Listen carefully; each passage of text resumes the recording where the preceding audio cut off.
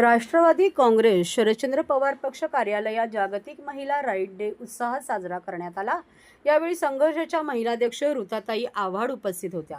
महिलांना दुचाकी चालवण्यासाठी प्रोत्साहन देण्याच्या उद्देशाने 2 मे हा इंटरनॅशनल फिमेल राईड डे म्हणून जगभरात साजरा करण्यात येत असतो। त्याच अनुषंगाने राष्ट्रवादी महिला काँग्रेस शरदचंद्र पवार पक्षाच्या उपाध्यक्ष मेघना शेट्टी यांनी या कार्यक्रमाचे आयोजन केले होते।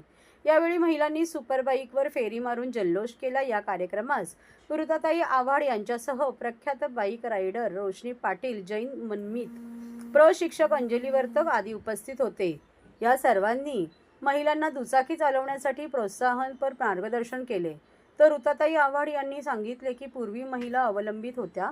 घरात दुचाकी असतानाही महिलांना कुठेही जाण्यासाठी पुरुषांची वाट पाहावी लागत असे। मात्र आता परिस्थिती बदलत असून अनेक महिला दुचाकीवरून थेट लेह लडाख गाठत आहेत। हा बदल नक्कीच स्पृहणीय आहे।